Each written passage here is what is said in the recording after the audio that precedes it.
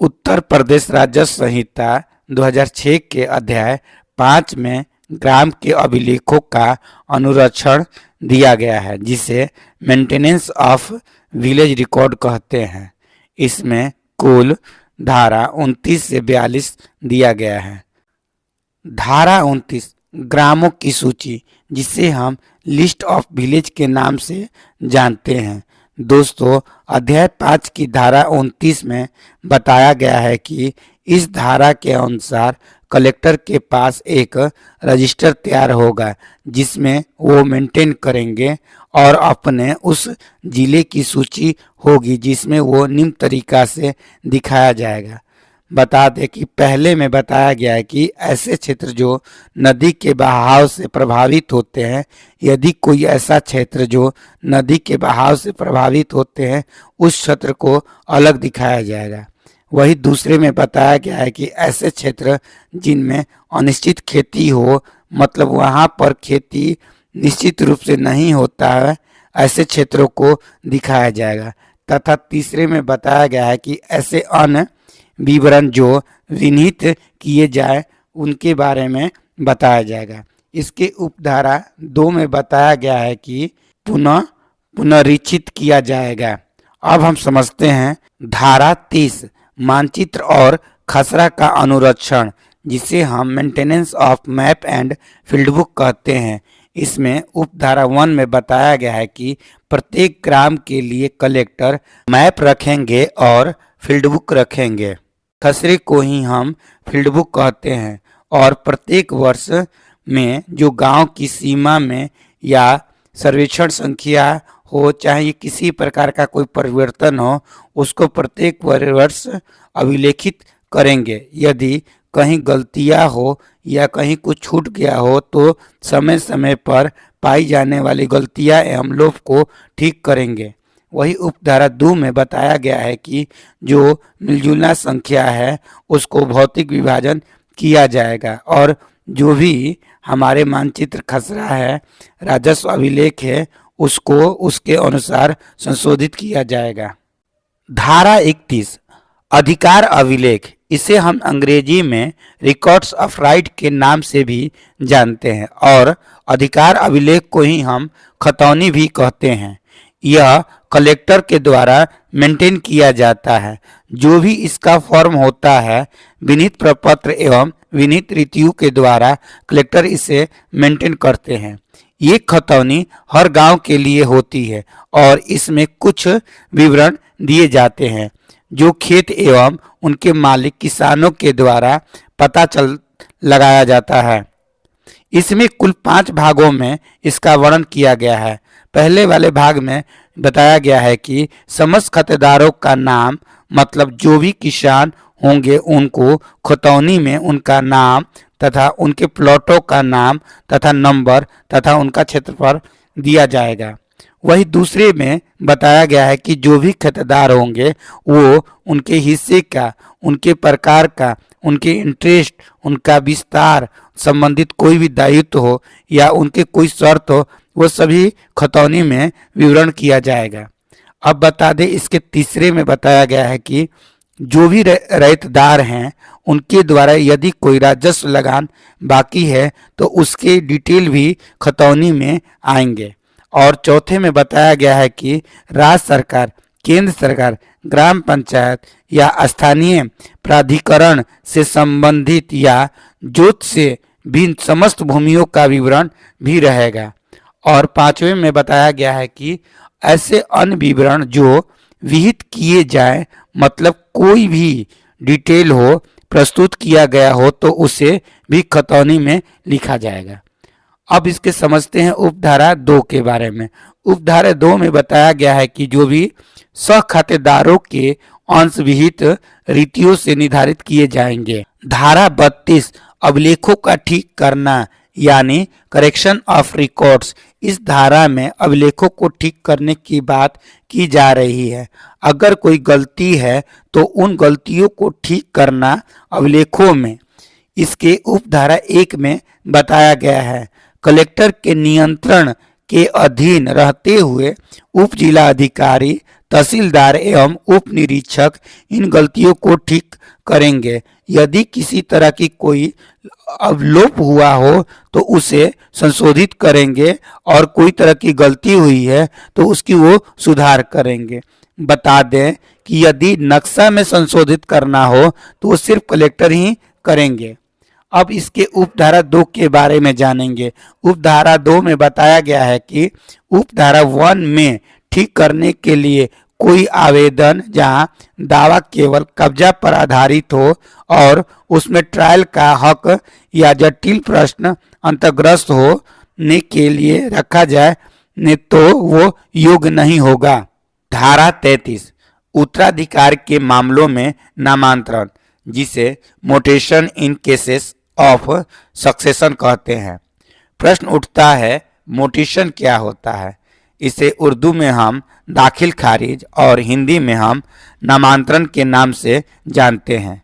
यह mutation revenue code के अंतर्गत मेनली कृषि भूमि से संबंधित लागू होता है।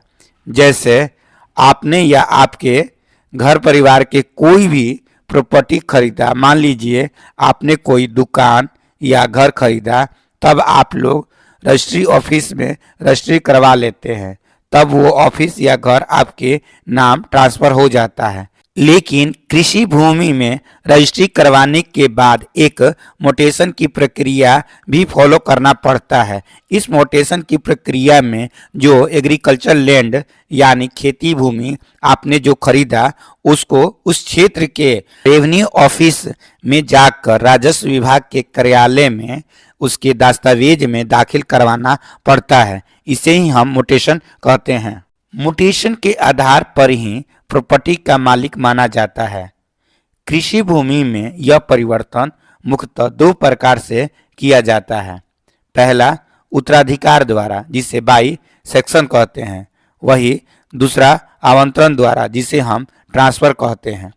धारा 33 में उत्तराधिकार के मोटेशन के संदर्भ में प्रावधान किया गया है। वही धारा 35 में आवंटन के संदर्भ में मोटेशन का प्रावधान किया गया है। अब आते हैं पहले धारा 33 पर।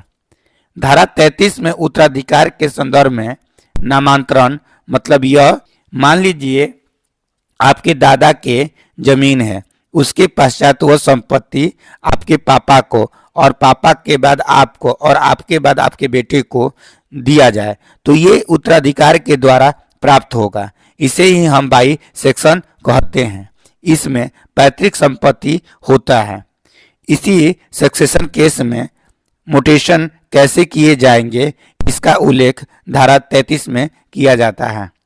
धारा 33 के द्वारा उत्तराधिकार के मामले में नामांतरण, इसके उपधारा 1 में बताया गया है ऐसे व्यक्ति जिसे भूमि पर कब्जा प्राप्त हो रहा है वो व्यक्ति अपने एरिया के रेवेन्यू बोर्ड में जाकर रेवेन्यू इंस्पेक्टर को रिपोर्ट पेश करेंगे। और इसके उपधारा 2 में बताया गया है कि जो राजस्व निरीक्षक होंगे जो उन्हें रिपोर्ट प्राप्त होता है तो वो रिपोर्ट को देख के जांच करेंगे कि इसमें किसी तरह का कोई संज्ञान तो नहीं या किसी तरह का विवाद तो नहीं। अगर विवाद और संज्ञान नहीं है तो वो उसे अधिकार अभिलेख में अभिलिखित कर लेंगे। इसे हम दूसरे तरीका से समझते हैं कि अगर कोई व्यक्ति है, अगर उसके पिता की संपत्ति उसे प्राप्त हो रही है उत्तराधिकार के द्वारा क्योंकि वो इकलौता है, तो यहाँ पर तो किसी तरह का कोई विवाद नहीं है तो उसको अधिकार अभिलेख में आसानी से दर्ज कर लिया जाएगा। लेकिन इसके बी में बताया गया है कि अगर कोई विवाद उत्पन्न है, ये किसी तरह का डिस्प्यूट उत्पन्न है तो वो पहले जांच करेंगे और जांच के बाद वो तहसीलदार को रिपोर्ट कर देंगे। उपधारा 3 इसमें बताया गया है कि कोई व्यक्ति का नाम राजस्व निरीक्षक के द्वारा यदि अभिलिखित ना किया गया हो या उपधारा 2 के खंड क या ख के अधीन जो राजस्व निरीक्षण ने जो ऑर्डर पास किया है उस ऑर्डर से वो पीड़ित है, तब वो तहसीलदार के समक्ष आवेदन प्रस्तुत करेगा। और इसके उपधारा 4 में बताया गया है कि ये धारा 33 के उपबंध आवश्यक परिवर्तन सहित प्रत्येक व्यक्ति पर लागू होंगे जिसे भूमि प्रबंधक समिति द्वारा असंक्रामक अधिकार युक्त या आसामी स्वीकार किया गया हो। धारा 34 अवतरण के मामले में रिपोर्ट करने का कर्तव्य करती है। अगर कोई व्यक्ति जो अवतरण द्वारा कब्जा प्राप्त कर रहा है, जिसे भूमि प्राप्त हो रही है, ऐसे प्राप्त की गई रिपोर्ट, ऐसे अवतरण की रिपोर्ट तहसील के तहसीलदार को देना होता है। आगे स्पष्टीकरण दिया गया है, यानी कि इसमें यह कह रहे हैं कि जो ट्रांसफर हो रहा है, इस ट्रांसफर के अंतर्गत फैमिली सेटलमेंट भी है, जो पारिवारिक बंदोबस्त होते हैं वो भी हैं। इसके उपधारा 2 में बताया गया है कि राज्य सरकार जिन धारा के अंतर्गत अधिकार अभिलेख में अवतरण के आधार पर रजिस्ट्री करवाने के लिए शुल्क का मानक निर्धारण कर सकता है। यहाँ जो व्यक्ति प्रविष्ट करेगा वो शुल्क का भुगतान करेगा। धारा 35 अंतरण के मामले में नामांतरण। अब यह प्रश्न उठता है कि अंतरण के मामले कौन कौन से होते हैं। अंतरण के मामले जो होते हैं वो विक्रय द्वारा, दान द्वारा, पट्टे द्वारा आदि। उपधारा 1 में बताया गया है कि धारा 33 और 34 के अधीन कोई रिपोर्ट तहसीलदार को मिलता है या उसे तथ्य की जानकारी प्राप्त होती है, तब तहसीलदार एक उद्घोषण जारी करेगा और जांच करके जैसा उसे उचित समझे, यदि मामला विवादित नहीं हुआ तो अधिकार अभिलेख में संशोधित करने का आदेश दे देगा। यदि विवादित है तो उसका निपटारण करेगा, उसके बाद अधिकार अभिलेख में संशोधित करने का आदेश देगा।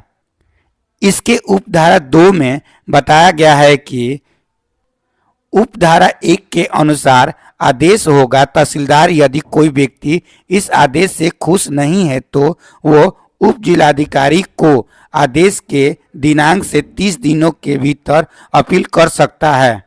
अब हम समझेंगे धारा 36 के बारे में।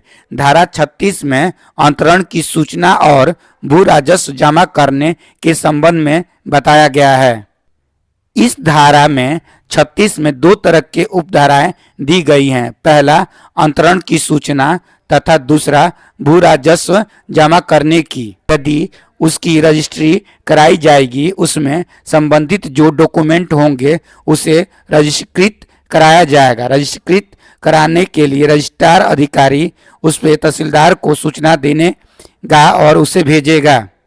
और उपधारा 2 में बताया गया है कि धारा 32, 33, 35 में ये तब तक नहीं किया जाएगा जब तक भूमि से संबंधित भू राशि जो है वो जमा ना की जाए। जो लैंड रेवेन्यू का शुल्क है वो जमा जब तक नहीं होगा, ना कि धारा 32 के अधीन अभिलेखों का सुधार होगा, ना ही धारा 33 के अधीन उत्तराधिकार किया जाएगा, और ना ही 35 के अधीन अवधरण किया जाएगा, और ना ही 38 के अधीन सुधार किया जाएगा। यह तब भी होगा जब भू राशि की जमा की जाएगी।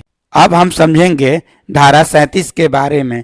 धारा 37 में बताया गया है कि कोई भी उत्तराधिकारी द्वारा या अंतरण द्वारा कब्जा प्राप्त किया गया किसी भी भूमि पर तब तक राजस्व न्यायालय में कार्रवाई नहीं होगी जब तक धारा 33 या 34 के अधीन ना की गई हो। अब हम समझेंगे धारा 38 के बारे में। गलती एवं लोप का सुधार का प्रावधान दिया जा रहा है। इसके उपधारा 1 में बताया गया है कि कोई भी नक्शा, खसरा या अभिलेख लोप या सुधार के लिए तहसीलदार को दिया जाएगा। उसके लिए उसे एक प्रार्थना पत्र देना होता है। अब इसके उपधारा 2 को समझेंगे। जब तहसीलदार को प्रार्थना पत्र प्राप्त हो जाता है तो तहसीलदार क्या करेगा, पहले उसकी जांच करता है। यदि नक्शा में गलती या लोप है तो उसका संशोधन करेगा और वो कलेक्टर के पास भेज देगा। और यदि खसरा या अधिकार अभिलेख में किसी तरह की गलती या लोप हो तो उसे वो उप जिलाधिकारी के समक्ष रिपोर्ट प्रस्तुत करेगा। मतलब नक्शा में अगर किसी तरह का संशोधन हो तो उसे वो कलेक्टर के पास भेजेगा।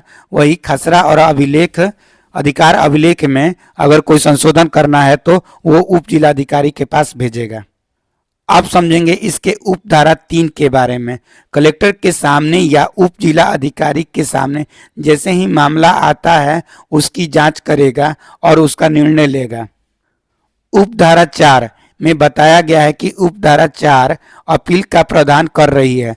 उप धारा 3 के अधीन कलेक्टर या उप जिलाधिकारी जैसे ही कोई स्थिति हो, कोई भी व्यक्ति अगर आदेश से पीड़ित है तो वो 30 दिन के भीतर अपील कर सकता है और यह अपील आयुक्त के निर्णय का ही अंतिम निर्णय माना जाएगा। मतलब आवेदन तहसीलदार के यहाँ किया जाएगा और अपील जो है वो कमिश्नर के पास किया जाएगा। अब हम समझेंगे उप धारा 5 के बारे में। नक्शा, खसरा या अधिकार अभिलेख के कोई भी फर्जी एंट्री की गई हो तो इस धारा के अंतर्गत खारिज किया जा सकता है। अब उप धारा 6 के बारे में जानेंगे। जो राजस्व अधिकारी हैं, अधिकार अभिलेख, खतौनी में या खसरा में कोई भी अविवादित त्रुटि है या लोप है जिस पर कोई विवाद नहीं हुआ है, उसकी जांच करेगी। जैसे वो आवश्यक समझे उस बात को ठीक करेगी। इसके स्पष्टीकरण में बताया गया है कि गलती या लोप की सुधार की शक्ति में ये अर्थ नहीं लगाया जाएगा कि उसके हक से कोई विवाद करके शक्ति शामिल की गई है। अब हम समझेंगे धारा 39 के बारे में। दोस्तों, इसमें यह कहना चाह रहे हैं कि जो धारा 33 के अधीन राजस्व अधिकारी आदेश देते हैं या धारा 35 के अधीन तहसीलदार आदेश देते हैं या 38 के अधीन उप जिला अधिकारी आदेश देते हैं या 38 के उप धारा 4 के अधीन कमिश्नर आदेश देते हैं, तो किसी व्यक्ति को धारा 144 के अधीन वाद में माध्यम से भूमि से अपना अधिकार को वर्जित नहीं करेगा। अब हम समझेंगे धारा 40 के बारे में। धारा 40 बताता है कि इस संहिता के उपबंधों के अनुसार किए गए जो भी अधिकार अभिलेख, खतौनी या सभी प्रविष्टियों सत्धारित की जाएंगी, लेकिन कब तक? जब तक इसकी विरोध किसी ने साबित ना किया हो। मतलब कि इस धारा का अर्थ यह है कि खतौनी में जो भी या अधिकार अभिलेख में जो भी चीज़ें लिखी है वो तब तक सत्य मानी जाती है जब तक उस पर कोई किसी के द्वारा विरोध ना किया जाए और उसे सिद्ध ना किया जाए कि यह गलत है। अब हम समझेंगे धारा 41 के बारे में। धारा 41 को ही हम किसान बही के नाम से जानते हैं। बता दें कि जब भी खतौनी तैयार किया जाएगा उस समय कलेक्टर का यह दायित्व होता है कि प्रत्येक खातेदार को वो किसान बही देंगे। उप धारा 2 में बताया गया है कि किसान बही के बारे में जो प्रावधान दिया गया है कि किसान बही जिले में जो खातेदार होंगे उन्हें समस्त जोत की विवरण, मतलब उसकी समय में जो भी जोत उनके पास हैं उसको एक पासबुक के जरिए उनकी एंट्री कराई जाएगी।